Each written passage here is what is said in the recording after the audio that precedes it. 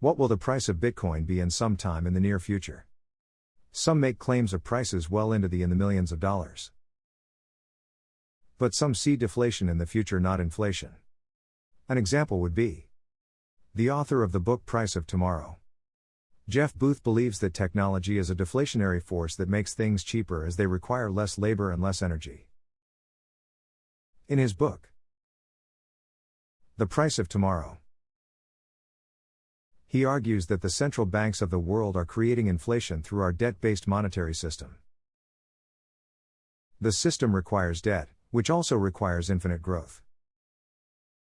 In turn devalues the currency, which results in increasing of prices. The author Jeff Booth says that Bitcoin is the solution to this problem. To a system that requires more and more inflation and money slowly losing value. While I agree with the idea that technology can and always will be making this cheaper, there are some flaws in this idea. When it comes to the Bitcoin community, for the most part they are on the side of inflation. Of the inflation versus deflation debate. The main reason for this is in the 13 years that Bitcoin has existed we have only seen inflation. As well as over this time there was not a recession, which is deflationary by nature. In a deflationary environment, prices would fall, but so would assets like Bitcoin. Bitcoin has not experienced deflation, so we don't really know how it will handle this. The same can be said for the cryptocurrency sector as a whole. The Industrial Revolution is an example of how technology has made things cheaper. The Industrial Revolution was a period from around the mid-18th century to the early 20th century. This period started with the first steam-powered machines and ended with the first automobiles in the early 20th century. The Industrial Revolution was a period known for the first factories.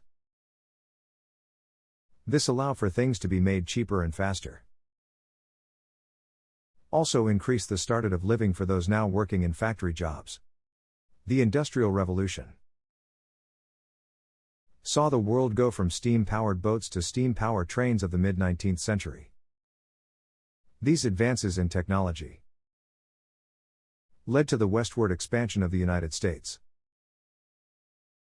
During the time oil was discovered in the United States.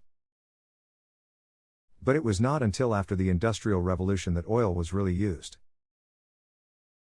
The discovery of oil of the mid-19th century led to the globalization of the world economy. This was also the start of century bank fiat currency.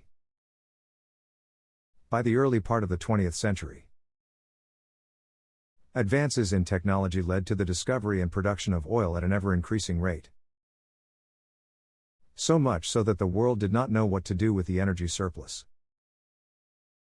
This is where the author gets wrong. When it comes to price of energy. When it comes to oil. In the 1930s, it took about 1 barrel of oil in term of energy equivalent to produce about 100 barrels of oil. The current oil production takes about 1 barrel of oil in energy terms to per every 8 barrels of oil.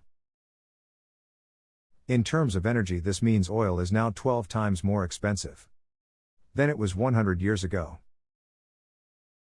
Now let's look at renewable energy in this same light.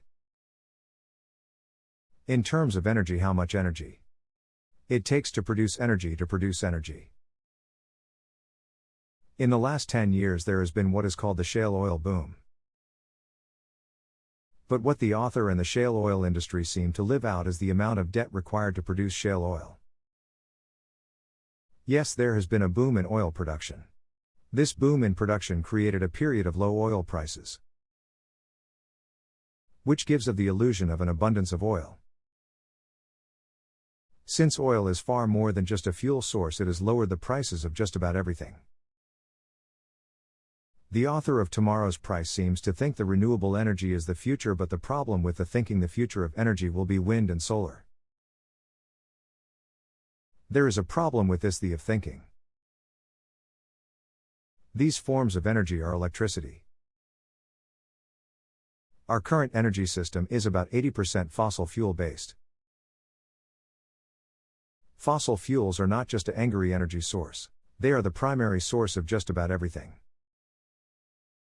Another flaw is in the fact that fossil fuels don't require batteries, not unlike renewables.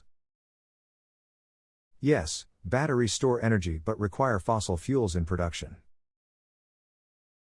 Examples would be the mining of rare earth materials. Batteries also have a limited number of times they can be charged. Some may say technology of batteries will improve, but battery tech has reached its limits. The technocrats always like to claim technology will someday solve the problems. Another example of a part of the economy dependent on fossil fuels is agriculture. It was fossil fuels that made large-scale farming possible. Yes, technology has made food cheaper, but any system dependent on fossil fuels is not sustainable. We have had the same food system since World War II. The author of The Price of Tomorrow